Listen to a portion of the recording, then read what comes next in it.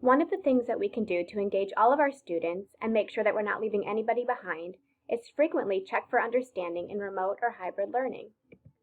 We know that it can be a lot harder to check for understanding in the virtual world, but it's certainly not impossible. Remember, even as we transition to hybrid learning, we're starting where we are, using what we have, and doing what we can. So let's talk about some check for understanding strategies that will work in the virtual world and can be applied in remote or hybrid learning settings. One easy tool are polls. Zoom has preloaded polls that you can put into your recurring Zoom meeting that can ask generic things like, are you ready to move on? Rate your level of understanding, or even a this or that question. This allows you for impromptu polls that can be adjusted to any question that comes up mid-class. The drawback of Zoom polls is that you don't have specific user information, so that might lead you to a tool like Poll Everywhere or Mentimeter. Poll Everywhere has a lot of great polling features, and it's a great app that you can add that embeds the poll directly into your Google slide deck. So if you like Poll Everywhere and some of the polling options that it provides to give you more student-specific information, you might consider using the app. Another great polling tool is Mentimeter. Mentimeter has all sorts of polling options, and again, it's easy to embed into a Google slide and quickly have your students launch a poll that will give you some student-specific information. So use polls throughout your class to get a pulse on where students are. Similarly, you might want to plan for mid-class or digital exit slip-up questions that make sure to gauge where students are. Google Forms can be a great tool for this. You can, for example, use a Google form for self-rating on a particular skill. Google Questions can be planned or popped up quickly in Google Classroom to ask students a range of questions. Padlet is a great resource to send students to for crowdsourcing or checking for understanding around certain topics. Jamboard is another place where students can show their work and you can get a quick gauge of whether they're understanding. A Zoom chat can be a quick answer to an on-the-fly question where students can weigh in about a variety of topics. And even meeting reactions in Zoom can give you a quick pulse on where students are. Those are in the participant features at the bottom of their screen. So have a variety of digital platforms at your fingertips to be able to ask pre-planned or on-the-spot check for understanding questions. There's all sorts of platforms that have embedded check for understanding tools that allow you to progress monitor throughout your class. Nearpod and Pear Deck are great teaching platforms that have all sorts of check for understanding tools built right in. Edpuzzle, Actively Learn, Newsela, ListenWise, those are great platforms that offer digital, audio, or video text that have stopping point questions that allow you to gauge students' understanding. If you're an AP teacher, AP Classroom has all sorts of great progress checks built in that you can use and monitor student progress. And there's a variety of platforms that are meant for games or challenges like Kahoot, Quizzes, Quizlet, and Socrative, all of which will allow you to not only engage students through a game, but also check their understanding. Mindful eavesdropping can be a little bit trickier in the digital world. We're used to being able to walk around the classroom, listen to student conversations, and check for understanding in a really informal way. It's not impossible to pull that off in the digital setting. One way is to join a breakout room with camera off. That's Tara Young's pro tip. If you turn the camera off, you'll be less likely to maybe weigh in, and students won't see you quite so intrusively. Monitor their docs while they're working. Have students working on something semi-synchronously. You can be in and out of their docs to see how they're doing. Hapara we typically see as a tool just to see if students are on task or on the right tab, but it can also be a progress monitoring tool if you look at student screens and see how they're doing on a particular skill. A collaborative slide deck like this one can be a great quick way to gauge an individual or group's progress as they're working. If you create a slide deck where students have access and they can be working on individual slides, you can see at a quick glance by moving through the slides how they're doing around a particular skill. And Jamboard offers similar features. If you create a Jamboard that's editable for students, they can create any number of ways to show you their understanding. So collaborative slide decks and Jamboards can be another great quick way to click through and see how each student or group is doing.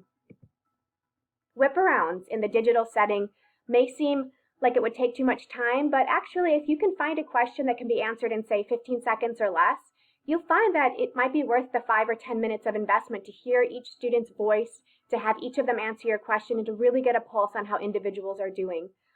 It's also a great way to make sure kids are with you. They haven't wandered off. Sometimes with cameras off, it's hard to know if kids are with you. So if they know to expect a whip around question at some point throughout your period, they might be more inclined to stay with you throughout the duration. So, find a question that can be quickly answered.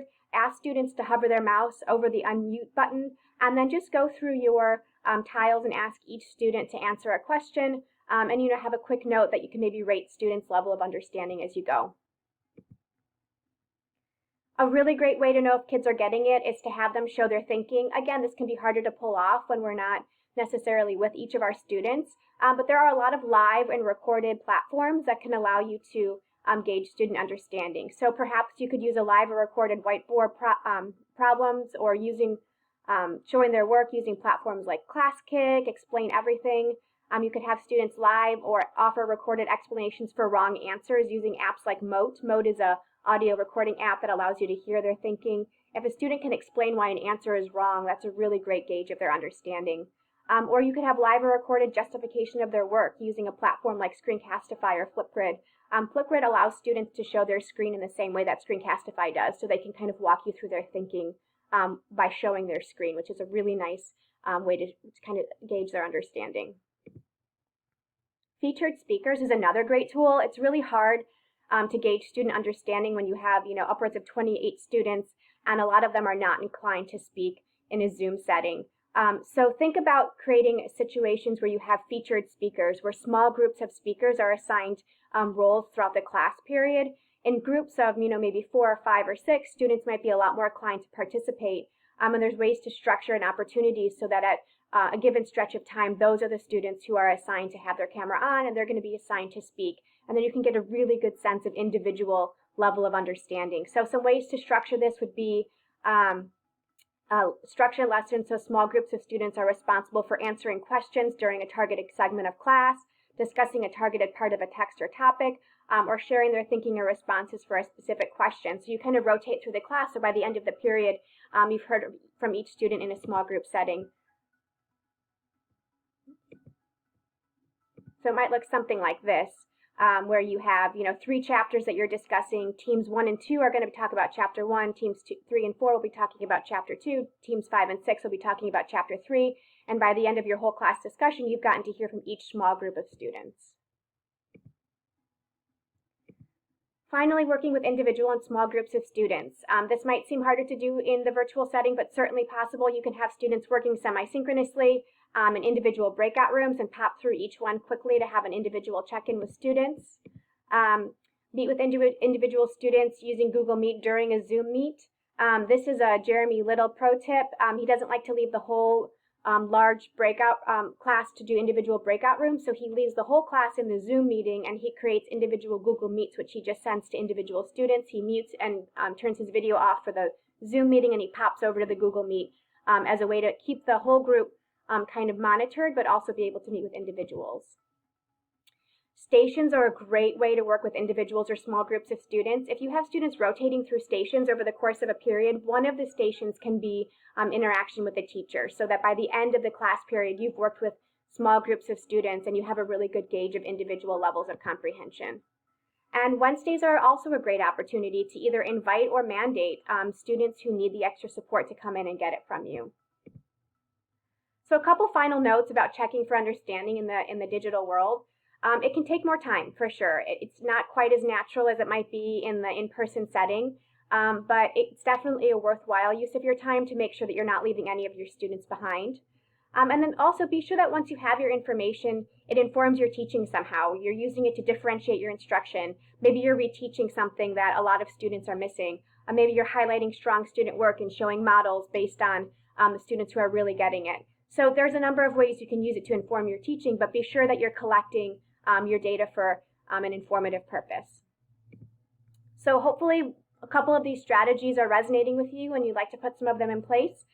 Definitely reach out to your VH instructional coaches or your LHS LED folks using the email there on the screen. We're here to support you. We want to make sure that we're not leaving any of our students behind, and frequent check for understandings is a great way to do that.